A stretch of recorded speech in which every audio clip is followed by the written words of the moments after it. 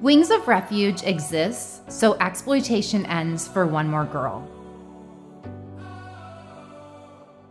We believe that God has created people to live in freedom, free to live, to choose, and be.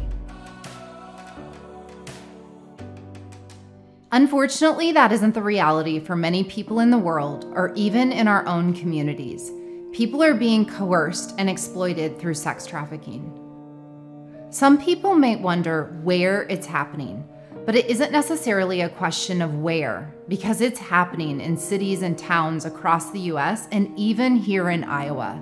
So instead, we ask who it's happening to, and it's happening to the vulnerable. Now, we are all vulnerable because we're human, but certain factors can increase vulnerabilities and make people more likely to be targeted. If someone has suffered adverse childhood experiences, unstable housing, or concerns with mental health or substance use, they may feel powerless to their circumstances, and traffickers take advantage of the needs that aren't being met. Now, we all have needs. Can you imagine if someone took advantage of yours?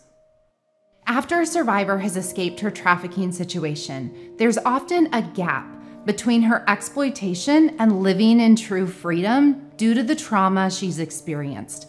And that gap can feel impossible to cross. She needs a safe place where she can recover from the abuse and learn how to live a healthy, balanced life as she works toward independence. We can think of it as a bridge between her exploitation and freedom. Wings of Refuge offers that bridge that survivors can choose to walk across, and we are committed to walking alongside her. We do this by providing a long-term restorative safe home, meaningful work through a social enterprise, and transitional housing. We believe healing happens in community, where there is a sense of belonging and understanding specific to a survivor's experience. Our vision is that every survivor will know that she is valued, has hope, and is loved by Jesus, because we know true restoration comes through Christ. Now, it can be hard to reconcile why God allows such evil, and yet we know that was never His plan. Instead, He is inviting us to be a part of His redemption story, to tell of a God who hasn't forgotten about her.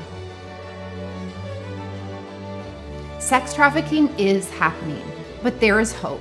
You don't have to feel overwhelmed by this injustice. You can end sex trafficking by supporting survivors.